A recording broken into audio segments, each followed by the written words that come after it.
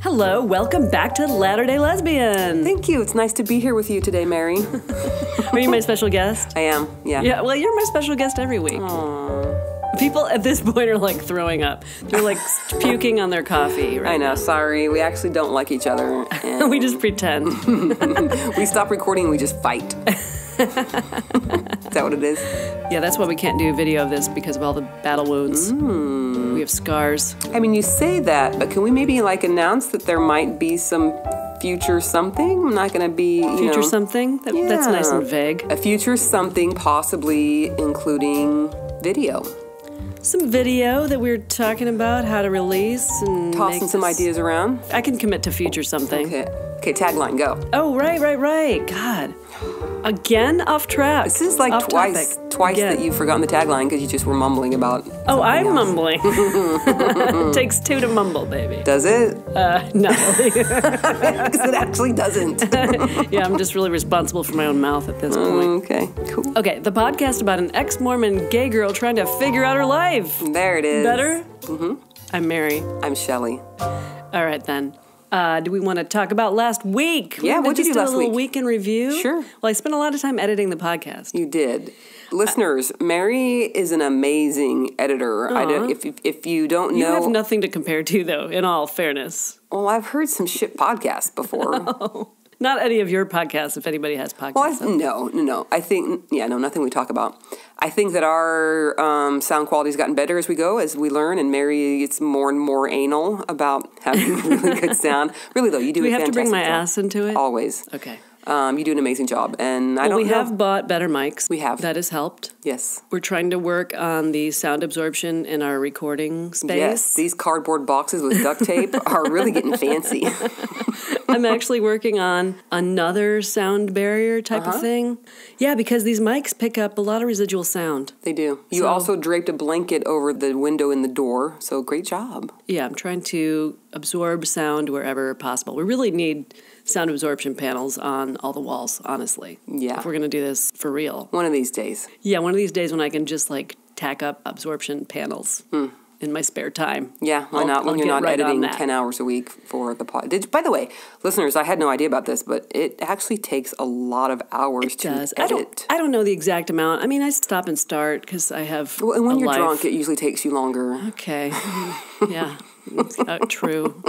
The answer is always yes in comedy. Yeah. Okay. Okay. Sure, Shelley. Every time I'm drunk and editing. Woo! That's right. Okay. Anyway, back to last week. Go. You edited. What else did you do? Well, okay, so you bought a dehydrator. You buy these kitchen gadgets and then I end up using them. Because I'm not, I served my time in the kitchen. And you actually you enjoy think it. you're off the hook? I don't think I'm off the hook, forever. but you enjoy it.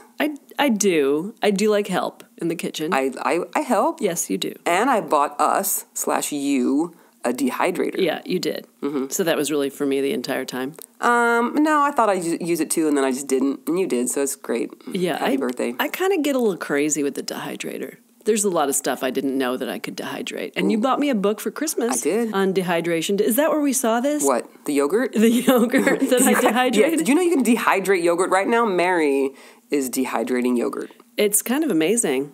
It's like a crunchy little, yogurt snack. It's like if you spilled some milk and it sat on the table and got crusty and hard, and then you got a spatula and peeled it off. Boom. You are really selling this dehydrated yogurts product that I might market next. You don't know. If the podcast doesn't work, then let's do... Dehydrated yogurt chips. Yeah. They're actually really good. They are good. And you, or me, Yeah. we should make some fruit compote to dip them in. Why are you against that idea, by the way? I keep bringing it up and you're like, Well, nah. the whole point of the dehydrated yogurt is to have this portable, solid, crunchy snack. As soon as you're bringing fruit compote into the mix, it's basically like another squishy thing. Oh, okay, got it. Why Should don't we dehydrate the fruit compote too? Oh, well, you could. Eat them together? Yeah, you could make like a fruit roll-up kind of thing. Oh, you could. You know what you could do? What? A layer of the yogurt. Oh my gosh, this is amazing. With a layer of the fruit compote, Yep. dehydrate the whole thing, and now you have yogurt berry chips. If I didn't love you before, Yeah. I'm so in love with you right now. We might have to do that right after this. Done. Mary also is a professional recycler. Is that a thing?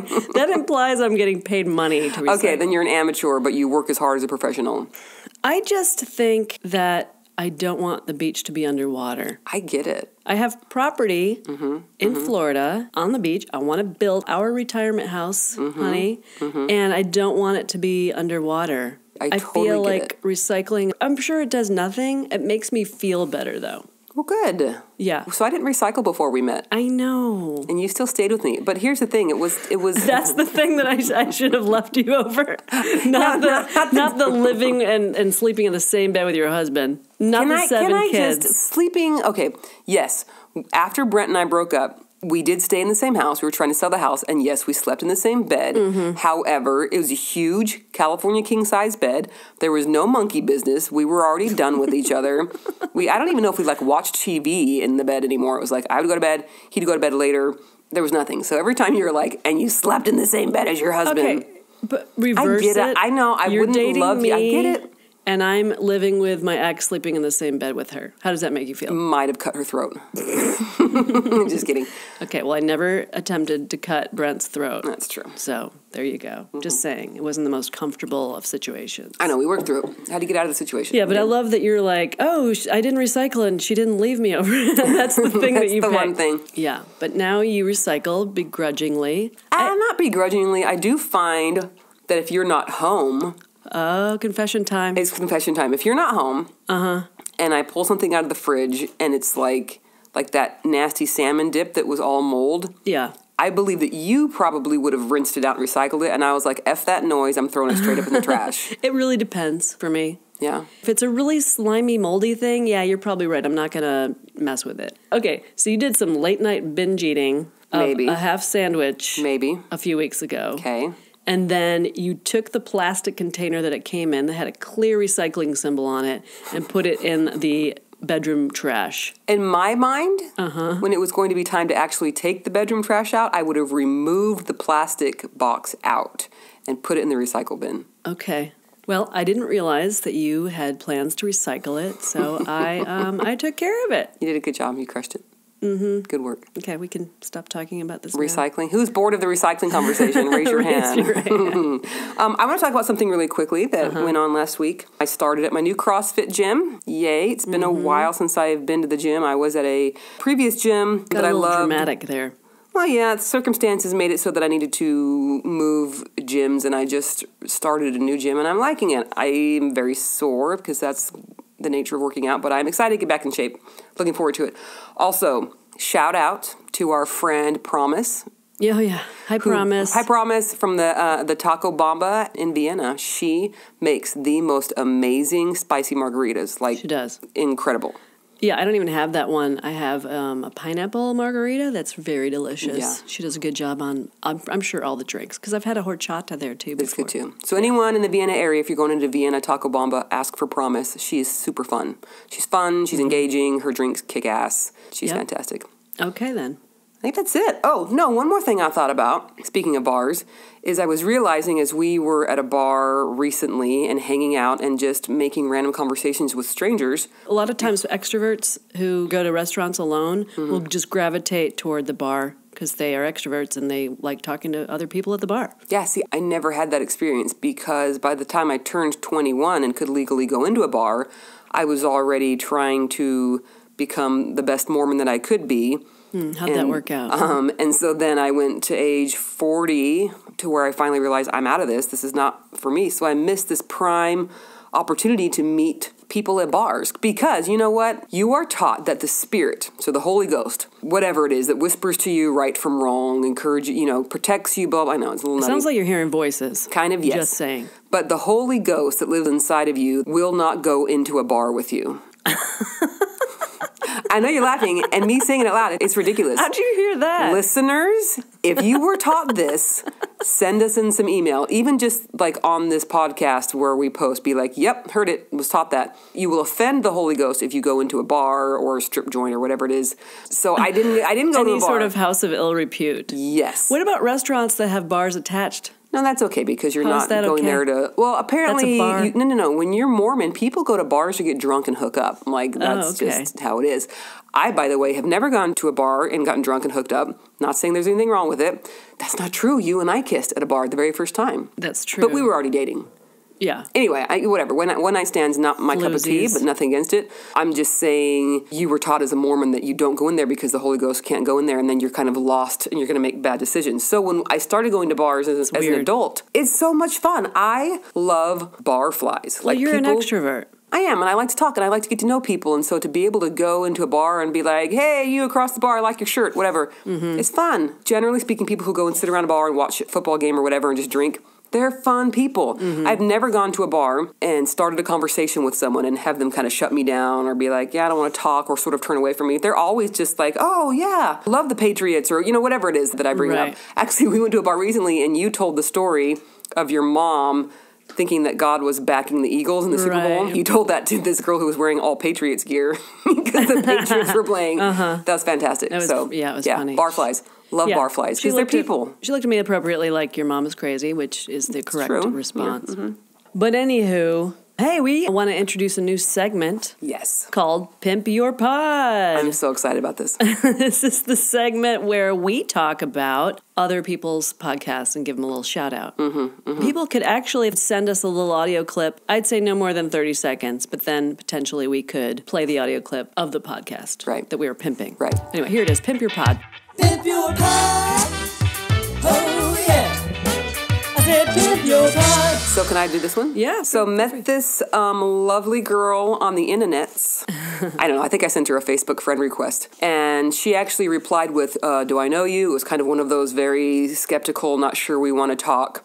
And I won her over very quickly. I don't really remember how I did it, but we were suddenly besties.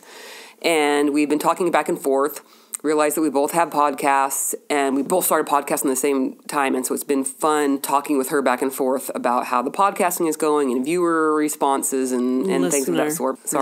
Listener responses, We're things not of that on sort. TV. Her name is Jessie Gertch and her husband Skylar, and they are super fun. Their podcast is called Sex, Money, Religion, Lifestyle. So for short, SMRL Podcast.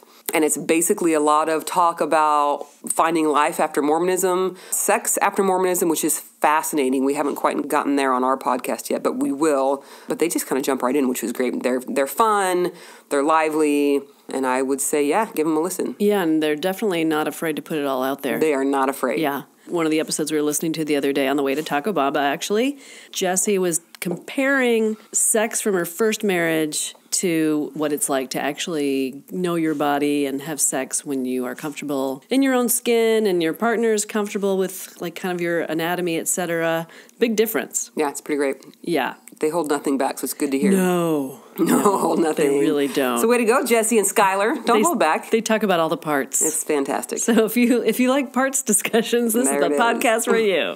You actually, Shelley, you were calling it the Masturbation Podcast for a while. Oh my gosh, you're right. Okay, Jessie, just so you know, every time I'm like, oh, hey, Mary, I'm talking to Jessie, and she's like, who? Who again? I go, the Masturbation Podcast. Oh, that's right. So they're one of the podcasts in the very beginning. You just like flat out talk about masturbation. Not like gross and in-depth, but just the word is... It's not gross, Shelley. This is still my Mormon upbringing. I don't think it's gross.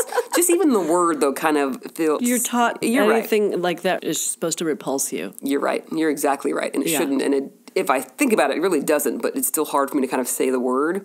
Anyway, on this specific episode, there's a lot of talk about it. And I think I was telling you about it, Mary. And so now whenever I'm trying to talk about this podcast, I'm like, you know, the Masturbation Podcast. Right. And you're like, oh, yeah. Okay, they talk about a lot more than just masturbation. They do. So you know. And let's say the name of the podcast one more time. It is Sex, Money, Religion, Lifestyle. But short, and this is how you will look it up, is SMRL Podcast. Okay. All right, so that was Pimp Your Pod. Pimp Your Pod. I said pimp your pod.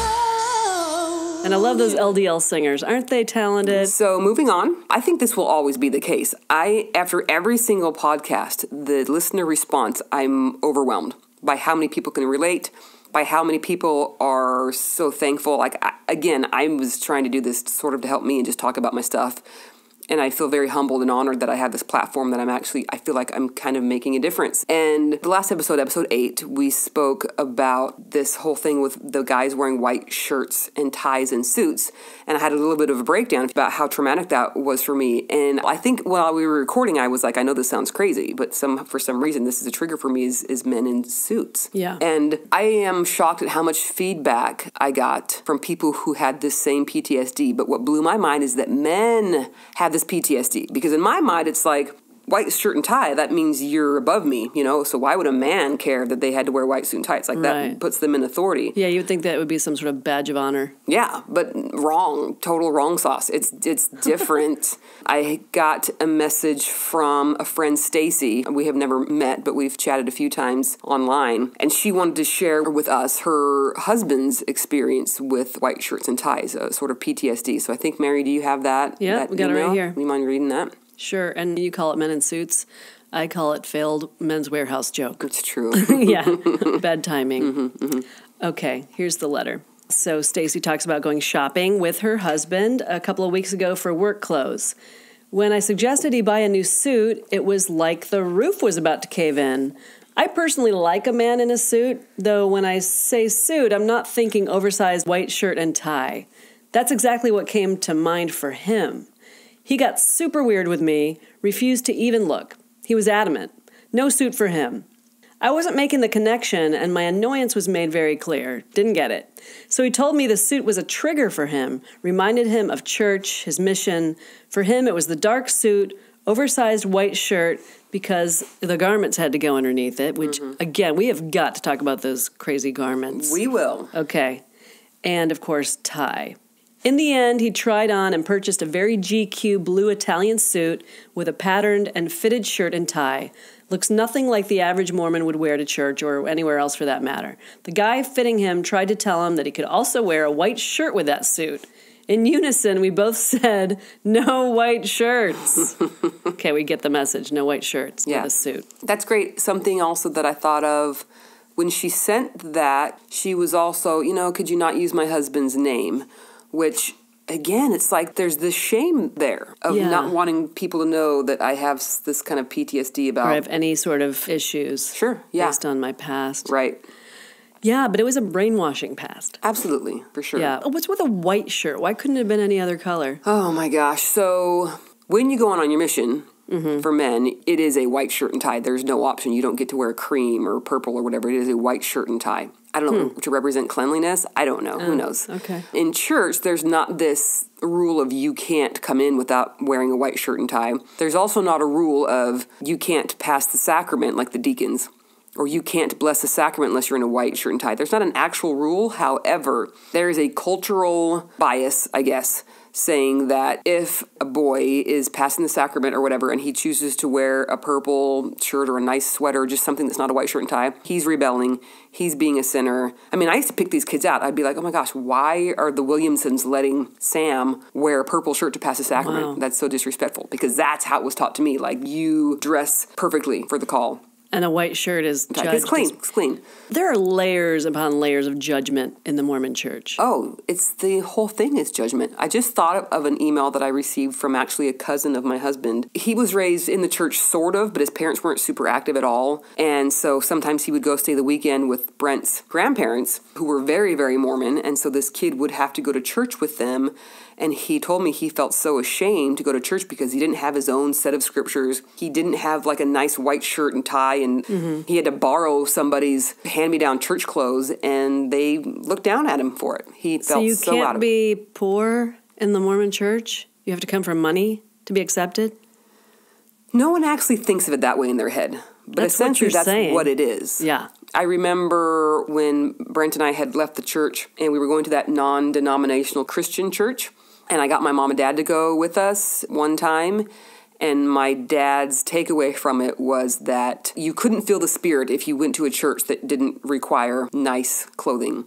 And I'm like, Dad, what are you talking about? That's ridiculous. Like, why would God care what you wear to church? And his answer was, well, wouldn't you want to wear your best clothing to meet the king? What a dumb thing. By the way, dumb. Jesus? Yeah. Robes and sandals, bro. Well, yeah. I mean, that's the assumption for sure. That's the way he's portrayed. Well, yeah, I mean, that's what I'm saying. Like, if you're basing your Christianity on biblical references, like, that was Jesus. Well, he was for sure homeless. He does say Yeah. that. We're only guessing that he didn't have a great wardrobe, you know? And he ripped on the people who dressed all fancy. So there's that. Also, we had someone send in a message about this white shirt and tie business. He's a grown adult at this point. He goes, I refuse. I will not wear a white shirt and tie.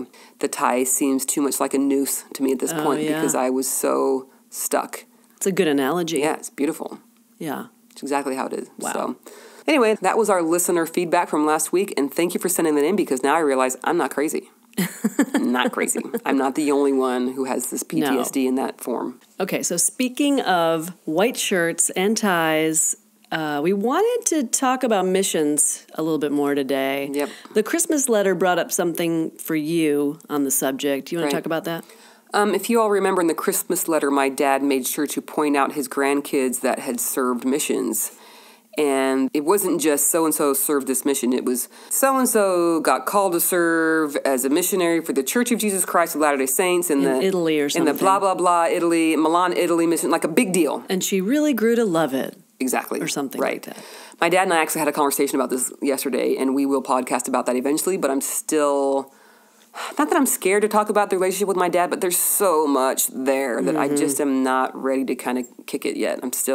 I keep waiting until I feel ready, and I'm not yet. Okay. It's coming, though. That's fine. Take your time, Shelley. The funny thing was, though, is when I brought the mission thing up to my dad, he didn't have a response. There was nothing to be said. It's like he knew I was right, but he wasn't going to change, so whatever. Well, and your point to bring it up was that, you make a big deal about these grandkids of yours that are in missions because that's what's important to you. I get that. But you're not actually making a big deal about my kids who will never serve a mission. You're exactly right. And what I said, I'm not trying to change that about you. I get that's very important to you. I'm not trying to tell you what should and shouldn't be important to you. That's your choice. But I've had to tell my kids, you're just going to need to grow a thicker skin because that's how it's going to be with Grandma and Grandpa. Right. And that sucks that I have to do that. I'm not so mad at my dad. I'm pissed at the church for that. Yeah. Because my dad is going on how he was raised. And I know that's an excuse. I get it. Like, I could go all over the place with being mad because why doesn't he wake up and see the damage he's doing? But he's just so in it that he can't comprehend that what he's doing is hurting others. Okay, so he's super righteous, and we all know what the root of that word is. Right. Mm-hmm. He can only be right about every single thing. Absolutely. So when you say, my son felt hurt because you barely acknowledged him in the Christmas letter, it doesn't even register somewhere. No. Like he can't even acknowledge it. Yeah, it's mind-boggling. Yeah. We do need a podcast soon about that conversation I had last night with my dad.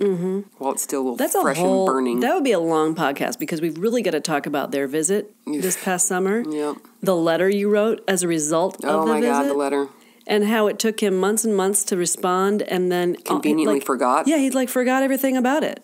He forgot that he was dismissive on his visit. He forgot you wrote the letter. It's like, well, then why haven't you been calling me, Dad? You used to call me daily. I know. And now you stopped calling me. Is that a coincidence? I figure, no, it's because I asked you not to until we could talk about how you've been treating me. So he obviously And he turned knows. it around into, well, I didn't call you because you don't answer the phone. I'm like, no, Dad, it's because I asked you not to call me. Anyway, whatever, off topic, got a little heated.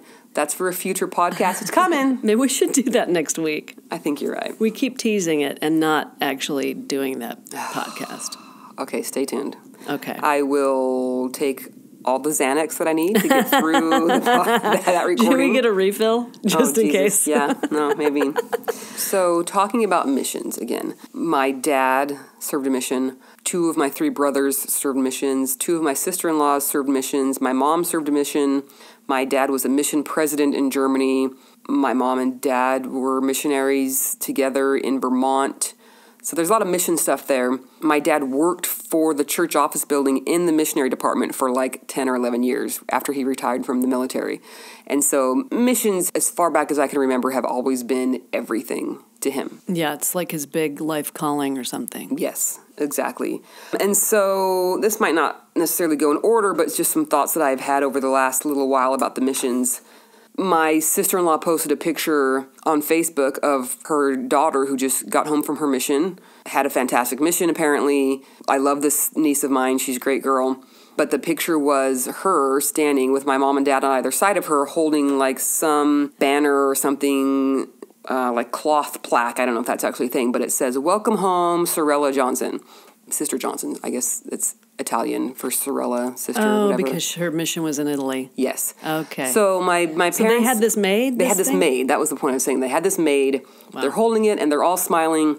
And I'm looking, and it's like, I've never seen my parents have that kind of look of being proud of my kids. Yeah. And they never will.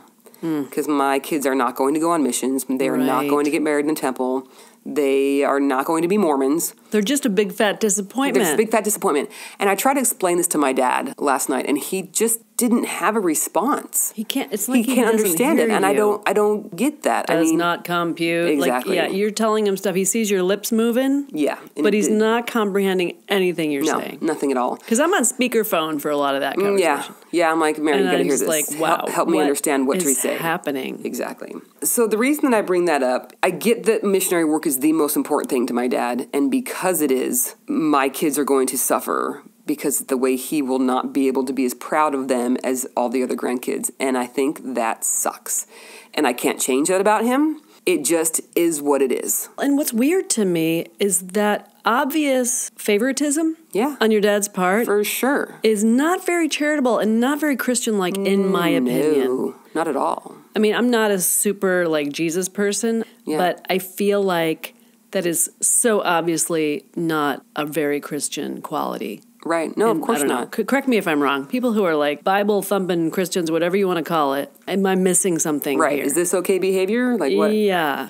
So back to mission. So there's that. My dad will be more proud of his mission-serving kids than any of his other kids, guaranteed. Also, I remember having a pretty deep conversation with my mom maybe a year or two ago and trying to talk to her about my feelings being raised in the church and how that was hurt. And she suddenly was like, "You don't know how hard it was for me." Yeah, she's still doing that. Oh, yeah, it's her MO. When David wasn't going to serve a mission, it's my oldest brother, I didn't know what to do. My world crumbled. What was everyone going to think? How would we explain this to people? There you go. And it's like, no, shit, David made a good decision. David wasn't even going to church at the time. He was already rebelling, according to Mormon standards. Right. This kid who's not going to church anymore, he's partying and being out with his friends all night, you're still like, if we can just get him on a mission, then everything's okay. Well, and the part to take away from that entire dialogue is, what will my friends think? Exactly. It's not about, will David feel guilted into going on a mission and have a miserable time? Will David actually feel happier not going on a mission? How about that? Is my son actually happy? Exactly. How about that? Not, what will my friends think? Exactly. What will the other people of the church think? No, it's what's best for my kid is kind of never at the forefront, ever. Right. By the way, ever. That's At least it wasn't horrible. in my experience.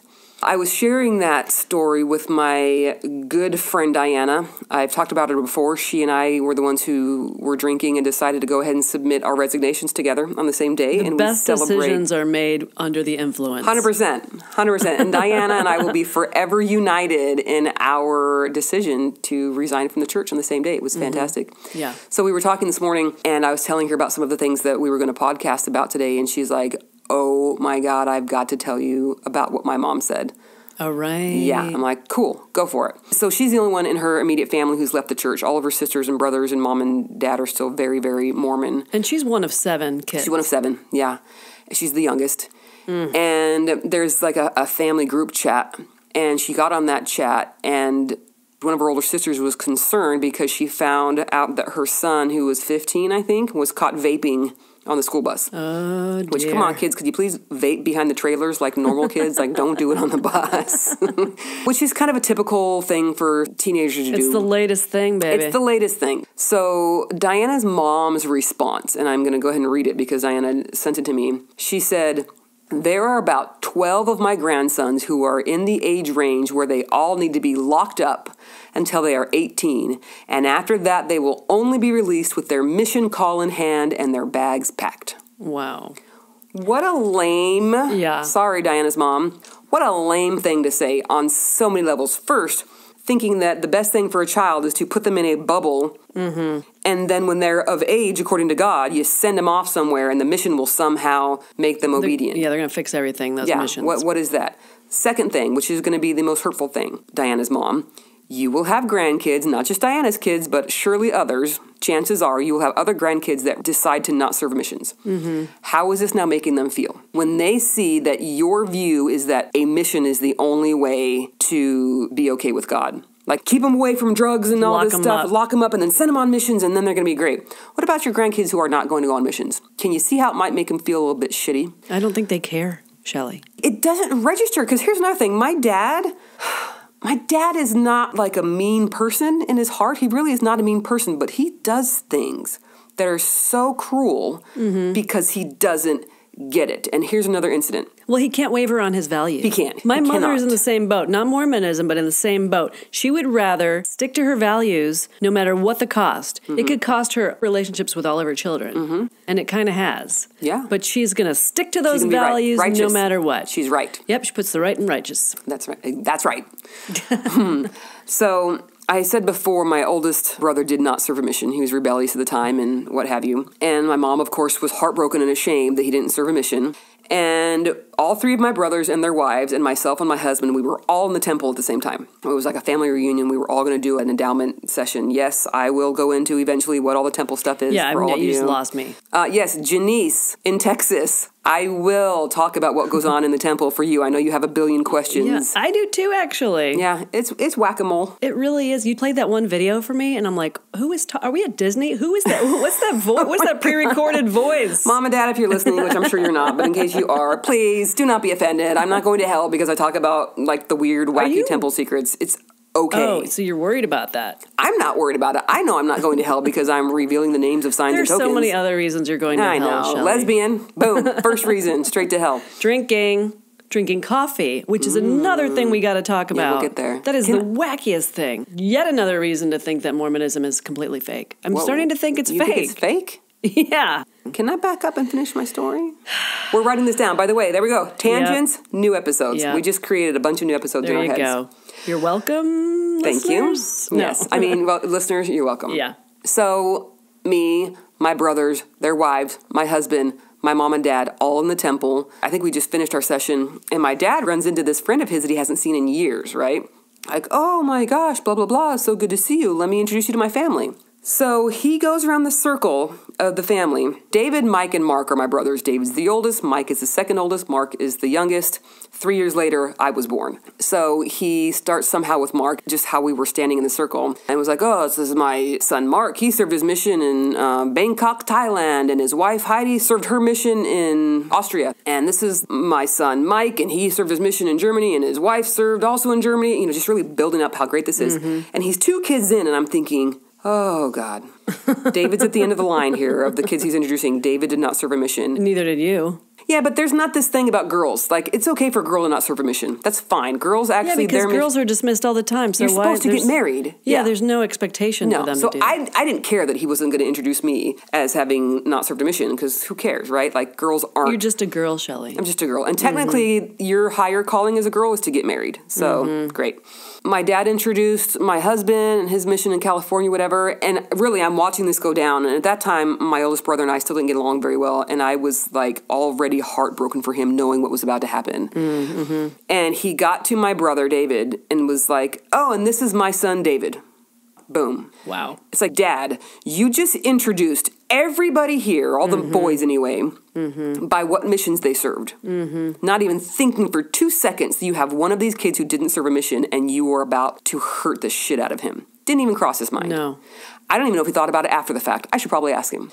So He won't remember. Selective memory. you're right. So going back to, my dad is a nice person, but he does cruel shit because he's a Mormon. Right. Because he's brainwashed, because his standards are Mormonism, and anything else, it just doesn't matter. Yeah. He feels entitled. Yeah. To say whatever shitty thing comes out of his mouth. Well, he doesn't think it's shitty. That's the thing. He would never...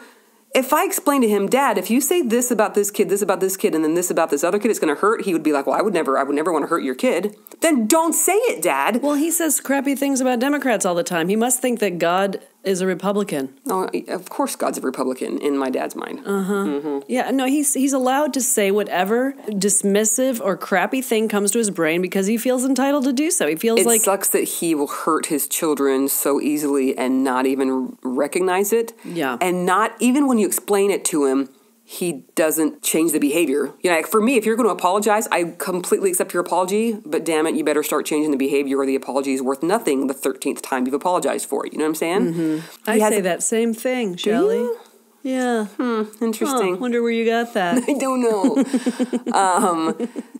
My dad is a nice person, but when it comes to Mormonism things, it goes away. It just, poof, it's gone. Right. It's bizarre to me.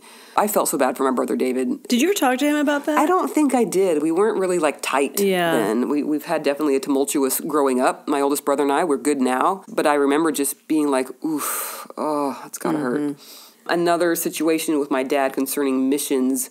So my dad was a mission president in Leipzig, Germany, which, by the way, I wish I could find a picture of this plaque, and if I can, I'll post it. Right. There's actually a plaque on their wall in their house that says, many thanks to President Johnson and his wife, Dixie B. Johnson. Like, there's no title for the woman. You are the wife. You are the support. Well, that's not a surprise. It's not a surprise. It just freaking sucks. And I don't know why I was talking about that, but it's just, we're kind of talking about missions. After my second year of college, they were out in Germany, and I hadn't seen them in a year and a half probably at that point. And so I went out to visit them, and this was a time in my life where I was kind of transforming myself into being a good Mormon girl. Yeah. So I got out there, and this was my first time being around my dad in a place in my life where I thought he would be proud of me because I was going to church. I had a returned missionary boyfriend who I ended up marrying. I was doing all the right things, so I was very excited to finally get his approval of me. I couldn't wait for this moment. What I wasn't expecting when I was out visiting my parents was to see my mom suffering so much. What was happening? She was depressed. It was very hard for her. I'm not sure she actually wanted to go on this mission. I think it was like, well, dad's being called to go, so mom's going. My mom needs her family. She's a very family-oriented person. When you go on a mission, you don't just get to go home and visit your family. Like, you're stuck. And they were in Germany. My mom having to wear the pantyhose, I think I talked about this before, and getting all these skin infections. But that was the rule. You wear pantyhose as the mission president's wife. Were they nude pantyhose? Probably. They probably were. That's why they were racist damn pantyhose. That's it. That's what started the whole thing. I know.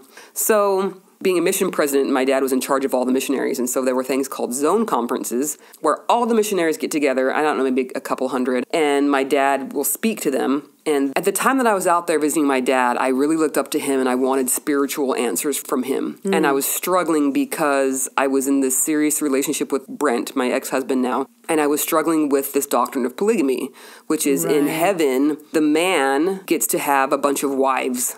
The women don't get a bunch of husbands. The men get a bunch of wives and the women have babies. And some people do that here on Earth, It's true. You're exactly right.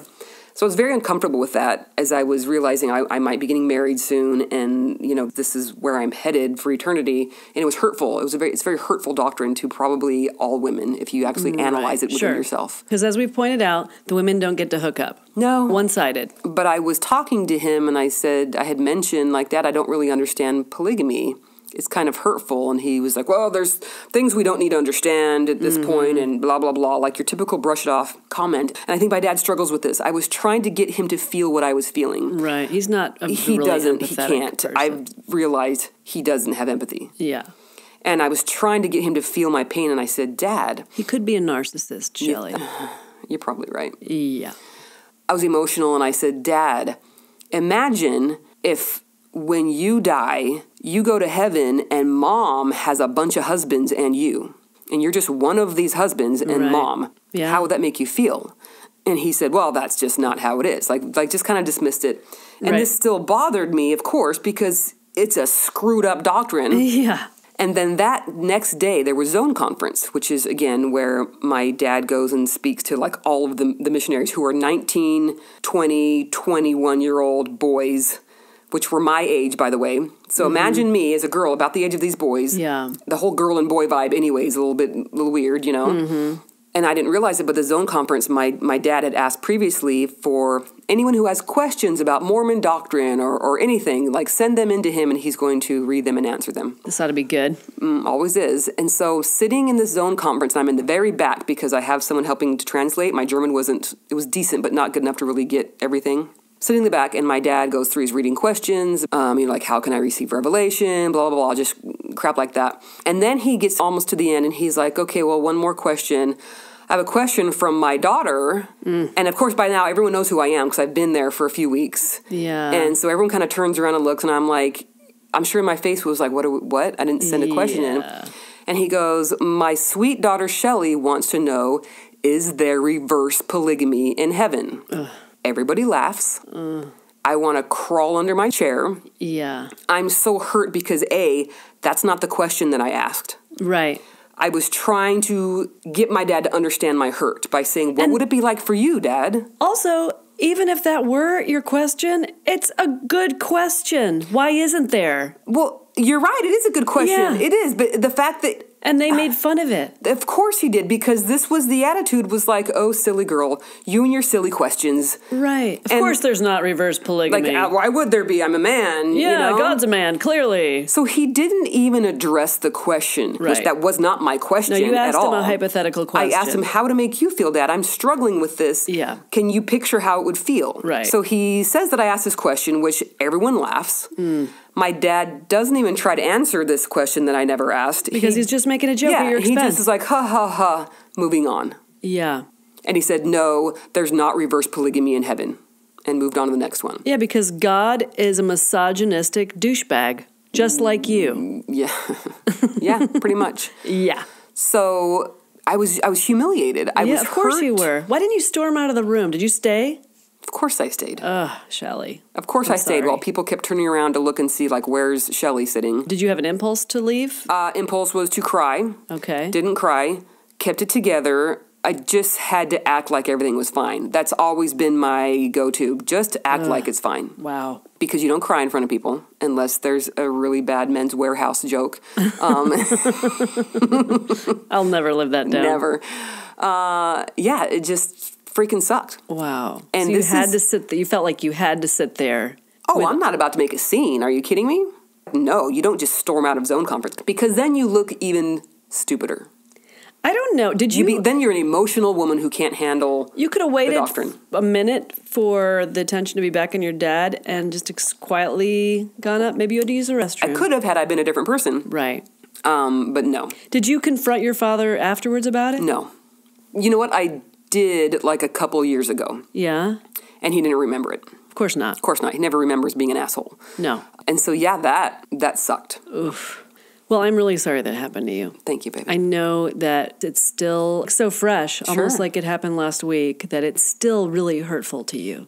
Telling the story, yeah, I felt it again. Like I was getting a little I know. upset. Yeah. But I remember another story you told me about a missionary that your father had probably mentored at one time, and then he came back for a visit. Oh, God, yes. So this one was when I was there visiting my parents in Germany visiting. I think I was there for 6 or 8 weeks. It was quite a lengthy stay. And there was an elder there. It's like the man missionary, an elder there, and he was serving his mission. And it was close to the end of his mission. Then he was done with his 2 years, and then he went home. But he was from Germany. Okay. Went back home, and then a few weeks later, he came back to visit some of the families he had taught and visit my parents because he had looked up to them. And he came back, and he had gotten one of his ears pierced. And my dad was like, get that out of your ear. Wow. What are you doing? Really? Yeah, just shamed him for his earring, even though it's like, Dad, he's maybe 21. He's a kid, and he's coming back to visit and say hi and see people that he talked to on his mission, and you're shaming him because of an earring. Because God doesn't like earrings on men? You probably made him feel like shit. When someone that you look up to with like your whole heart, when they shame you, yeah, for that sure. shit hurts. Oh, that kid's probably still thinking about that. Probably is. Did he take his earring out? I don't know. Like, he left the next day, and I have no idea whatever became of him. I hope he didn't take that damn earring out. I hope not, too. Get both ears pierced. Yeah. Get double and piercings. your navel. Get them all pierced. Get everything pierced. No, I feel you. Ugh, that irritates me. That really makes me mad. Yeah. God, Shelley, your stories. I know they're upsetting. They get me really upset. I want to punch something. Well, they're so frustrating. They are. And putting them all together in these clumps of 1 hour podcasting sessions that we do, it really concentrates it. And 45 minutes or so after editing. After editing, because you're an amazing editor. But I really do have a hard time after we podcast of just like coming down from it because it's hard digging it up. But for sure. And people who don't understand this will say, well, then why are you digging it up? Just let it go. Oh. You don't understand. That is not helping me. I've been letting it go for 44 years. You've been burying it is what you've been doing. And if I were not bringing it up and talking about it, I wouldn't be giving others perhaps the motivation to talk about their own hurt and try to find feeling. You've been healing. like a dormant volcano that just explodes from time to time versus just having a steady lava flow, which is much healthier. And you can build tropical islands out of the lava flow. So I think that lots of life springs forth. Are we lava? Yeah. So anyway, I'm glad you are a steady lava flow now and Thank not you. an explosive volcano. I need a T-shirt. I'm a steady lava flow. I don't know that's the best T-shirt. No. Listeners, can we come up with a better Vaguely idea? sexual or something. Yeah. I'm not sure. Maybe the Masturbation Podcast can use that. Yeah. Okay. She's going to be like, great. Thanks for the plug. Thanks for nothing. You're welcome, Jesse. So, Mary. Hey, Shelley. I think it's probably time for you to tell our listeners how to get a hold of us. Okay, good idea. Well, there's a contact page at our website at latterdaylesbian.org. That's one way. I like it. Or you can get us on Facebook. Just look up Latter Day Lesbian Podcast. And you can private message us there. Yep. We had somebody leave a voicemail. Oh, yeah, that was cool. Twitter. Still figuring out the twits. It's at Latter Day Les. Twits. Is that not a thing? Also, we're on Instagram. Yes. Is that the same? Just, I don't know, look up Latter Day Lesbian. You don't even know. Yeah, I'm trying. Who's the twit now, Shelley? Hey, listeners, you find all the ways to get a hold of us and you tell us. That's a good idea. Okay. Oh, and then you can always email us directly, contact@latterdaylesbian.org. Okay. Not to be confused with our website. Nope. Similar. Yeah. But I think that's going to do it. Oh, and share with your friends if you don't mind. Share with your friends. You can rate and review us. That'd be fantastic. I love that. Thank you. Honestly, it's pretty encouraging for me to see, oh my gosh, people care. And that gets us I know wanting you get to a lot give of more. validation that way. You know what? I didn't get validation shit as a kid. So maybe this is for me what my heart needs right now. I think it might be. Maybe so. Oh, well, thank you, everybody, for helping thank Shelley's you. heart. Sweet. I love the listeners. I do too. So those are the ways that you can contact us, and we look forward to hearing from you. Yes, we do. Until then, Back to the show. you see missionaries around this area too, which seems kind of silly to me. I don't know. So we live in Vienna, Virginia. Right. Which We do. is It's a true story. True story. It's kind of like an upper class white people area. It really is. A lot of government stuff. Really, anywhere in Northern Virginia feels You're right. It's that not just way. where we're at, Just right. kind of a thing. So when I was still going to church, they would send out sign-ups saying, will you host the missionaries in your area to come over and let them share a message with you? And in my mind, I'm like, why? I'm already a Mormon. Like, what the heck? And then in talking to these missionaries, they have nothing to do. Because almost no one in Northern Virginia wants to hear about Mormonism. They don't care.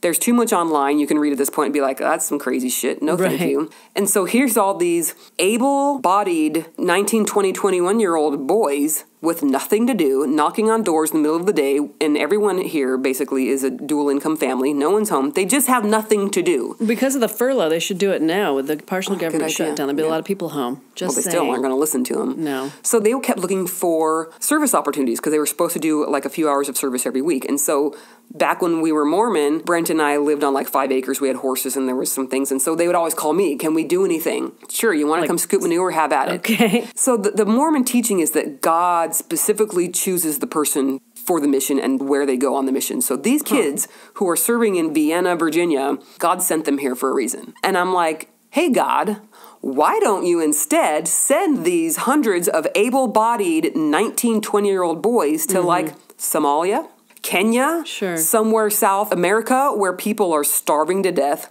don't have running water, don't have schools, and instead of trying to get them to commit to a church that will then take 10% of their income forever, why don't you go on your mission and build a well? Sure. Why do you build a school? Yeah. There's just like something better than knocking on doors in one of the highest income areas. Because if they can get that person who's making lots more than 6 figures to tithe 10%, that's a way better outcome of You're your right, I mission. hadn't thought about that. Maybe it's all about the numbers. It's, well, we'll put a concentration of people in these richer areas. Someone's going to pop up and get baptized and we'll get their money. Whereas in South America and whatever, no one's got any money, so who cares? Who cares about the poor people? I hate that about it. Even before we left the church, I had a problem in my mind about it, and I was like, I hope that our kids get called on missions to third world countries. Thankfully, they won't go on missions now because you're welcome, kids. I got out of the cult. But even when I was a believer, that bothered me, and now that I'm not a believer, it's infuriating at the waste of resources, the waste of time, these kids being sent to rich white America. Yeah, no, I hear you. And I am super cynical about Mormonism and the point of Mormonism. So if people are listening and they have a different experience about either their mission or somebody's mission that they know, like, let us know. I would love that. And I know there's people who have left the church at this point, but still have fond memories of their mission. However, anyone who I've heard say that they have a fond memory of their mission, they were in a poor country. Oh, nice. They were in a poor country, and they were doing what they could to help poor people. Yeah. Of course you would grow from that. But going to the Washington, D.C. area... Yeah. What's the point of that? What's the point? I don't know. I know. But I guess ultimately the point is to make more Mormons. Yeah. So there is that. I have one more story about that. I know I keep talking about missions, but this is Mission Podcast. Yeah, all of you haters out there who are like, stay on topic. Guess what? We're staying on topic. Are there any really haters? There was like 2. I'm sure they still listen though. Do you see how funny this is? Is it? We're talking about having fun? how we're staying on topic for the listeners that want us to stay on topic, yet we're going off topic from what our topic is. Talking about staying on topic. Wow. I feel like I'm in the Being John Malkovich movie suddenly. It's wonderful. Okay, you haven't seen that movie? No. Was it rated R in the 90s? I don't know. I couldn't. Probably. I wasn't allowed. So. Okay, so one more story. When my mom and dad served their mission in Vermont, it was at the Joseph Smith Birthplace Memorial. Of course it was. Of course it was, which, by the way, is in the middle of nowhere. Why is it in Vermont? Oh, he was born in Vermont. Yeah. Okay. Yeah. Middle of nowhere, Vermont. And when they were there, I was still a believer, still very Mormon. I had just had a baby, and the Mormon culture is you give your baby a name and a blessing. And we were going to have the baby blessed in church, and I want to say this was like my mom's 16th, maybe 17th grandbaby, so a lot. And she had been to every single one. And if you know my mom, like, her grandkids are her world. She loves the babies. If she could, she would spend her entire life holding a baby and rocking it. Wow. She loves that. And so I'd had this baby. She had not met the baby yet because they were in Vermont. And we were going to bless the baby. And you were in Utah and this time. No. I was here. I was here in Virginia. So it's like a 1-hour flight. Gotcha. Right? And so I called my mom in Vermont, and I'm like, hey, we're going to bless the baby on such and such a date. Do you and Dad need to stay with us? Whatever. And she's like, oh, I'm so excited. Let me call you back. So she called me back and says, well, you know, your dad can't really leave the mission, which I'm sorry, I'm calling bullshit on that. You're in the middle of nowhere. The Joseph Smith Birthplace Memorial, which is like this little building that shows videos. You could easily have one of like the missionary couples watch the place for a half a day so you could come down. But my dad was so full of needing to run everything and be right. And the better choice is to serve God than to go to his baby's blessing. Well, he looked really important doing that, evidently. Exactly, for sure. In his mind, he was very important. That was what God needed him to do. And so my mom said that my dad wouldn't be attending. And so, of course, I was a little irritated, but didn't say anything because I don't like to pit my parents. Why couldn't she have just come? Well, that's what I said. I said, okay, well, no big deal. Can't you just grab a flight? And she's like, yeah, well, yes, we'll look at flights and see what the best time is. And so she called me back maybe the next day, and she said, well, you know, our mission president, which wasn't my dad, it was the guy above them, said he doesn't really like the missionary couples to be split up at all during the mission. So I'm going to need to stay here with your dad. And of course I was hurt. And I said, Mom, you can actually catch a flight like at 9 a.m., get here at 10:30. We'll bless the baby at like 1. You could get back on a plane, get back home, back to Vermont. There was nothing so vital that she couldn't come down for. And she was crying. This was the first baby blessing she was going to miss, and it hurt her. She loves her grandbabies. But even through all her pain, she was not going to tell my dad, hey, Terry, I'm just going to go. Yeah, because what are they going to do? Like, send her home? Well, sorry, Sister Johnson. If you're going to break the mission rules, you're going home. Of course they wouldn't. Like, no one wants to be in that damn mission anyway. Nothing's going on there. But she wasn't going to break the mission rules because of my dad and because of the man above her. And how would it look? Yeah. Exactly. How would it look if my wife's not by my side? That's exactly my dad's attitude. How will it look if my wife, who's supposed to be supportive of me, is not here?